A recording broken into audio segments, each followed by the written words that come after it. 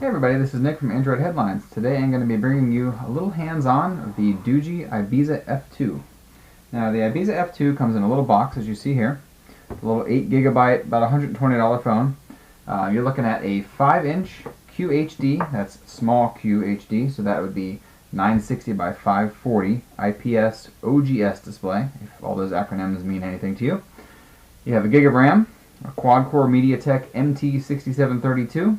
That's a 64-bit processor. However, this runs Android 4.4 KitKat, which is a 32-bit operating system. So 64-bit processor only means so much. You have a Mali T760 GPU inside, so that's pretty decent gaming actually on this thing. It's only got 8 gigs of storage, which is a bit of a letdown, but thankfully you can put a micro SD card on this thing. So it also has a 13 megapixel camera on the rear there. The biggest problem is, as you can probably see, it protrudes quite a bit, and what you probably can't see on the video is that I already have hairline scratches on this lens, and they actually look pretty bad, especially when looking through this light. I haven't seen them show up on photos, but it kind of worries me that it scratches that easily. On the front you have a 5 megapixel camera. On the bottom here you're going to have 3 capacitive keys, so you have a menu, home, and a back key. Capacitive keys are what you will. Some people prefer them, some people don't. Some people like a physical button, some people don't. So whatever's going to work for you there.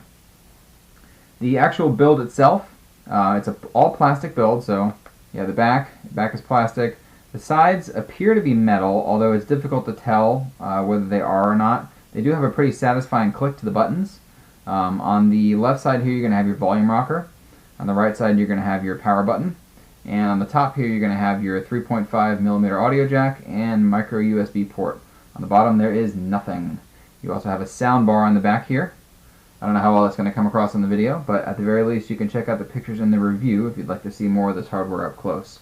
The actual build of the device is very light. It feels very well built. It's not squishy. It doesn't have any parts that feel like they give it all. So it's a well-built device, which is pretty impressive for $100, because sometimes that's not exactly the case with these types of these price of phones. Alright, so now I'm going to bring you a little overview of the software. So as I said before, the software is Android 4.4 KitKat, which obviously is a pretty old operating system at this point. We're talking a year and a half or so now, sneaking up on 2 years here coming October. So it's not exactly a new operating system. The actual software itself, I guess it pretty much looks like KitKat. If you've used a couple of other Chinese phones out there, you'll recognize some of the icons here, some of the color palette. The actual interface itself looks very close to stock Android KitKat. If we go into the settings panel here, you'll see that you have Hotnot, which is a sort of a, I don't want to call it a competition to NFC because it doesn't exactly do the same thing, but it's a way to share stuff on your device by tapping the screens up to each other rather than the backs as you would on NFC. The downside to it obviously is that you can't use something like Google Wallet or other payment services like that because, well, it just doesn't work when you're tapping the screen, and it doesn't support that sort of thing anyway.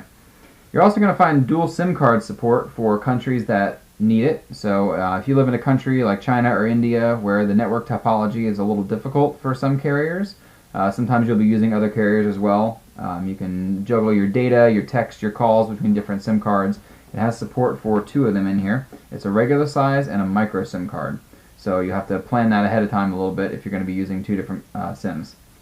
As far as other software features go, we have the first thing here. We're going to check out system gestures. Now this is something that I've seen fairly recently on, actually I think just KitKat based phones. So you can have 3-finger screenshot, 2-finger volume, and double tap to lock screen. You can check those out on there. They're fairly useful. I think double tap to lock on any screen makes it kind of difficult if you're double tapping on things, but I can't say that I really found myself turning the screen off on accident too often. 2-finger volume is pretty cool as well. That's a pretty nice feature. There's also the power saving mode, which if you go into it, it allows you to turn off things like Wi-Fi, Bluetooth, turn down the brightness, that sort of thing. It can do it automatically based on your battery percentage and that sort of thing. As you can see, I'm getting a pretty low battery, but I've been using it all day, so it's not too bad. Battery life itself has been pretty decent if you're used to using it all day. This thing has about 3 hours of screen on time right now, which is pretty decent considering I've been streaming music a good portion of the day as well. Also, we're going to look at the Smart Wake Up feature. So this is double tap to wake. So if your screen is off, you double tap it, it wakes up. They have a whole bunch of other gestures in here. So like if I pick the gesture O, it'll let me choose what app I can launch with it. So if you just draw an O on the screen while it's off, it will automatically unlock the phone and go into your chosen app. The last one here we're going to look at is Smart Gestures, which is the hovering thing where, like if I go into Gallery, for instance, we'll go ahead and move over to Gallery.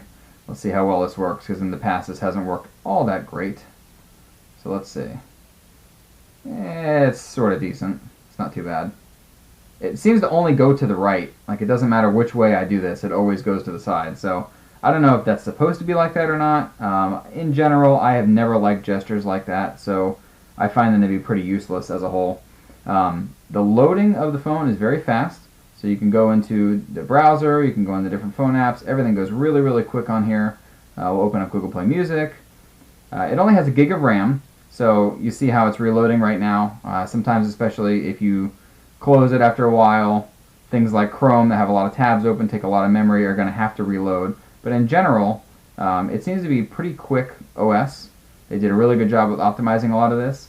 The actual storage speed doesn't seem to be that fast. It started out fast, and the more I used the phone, the slower it got, although I didn't notice that in the actual responsiveness of the phone.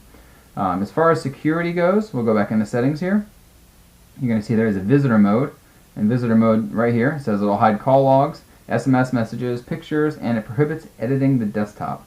That's kind of nice if you're handing the phone to somebody, you don't want them to see all your stuff. Just gives you a little privacy. There's no per app permissions like there are on some other Chinese phones, so you're not going to get that functionality here. But overall, it's a pretty stock Android KitKat experience. If that floats your boat, great. If not, then you might want to look elsewhere. Go ahead and check out all the information in the full review, and thanks for watching.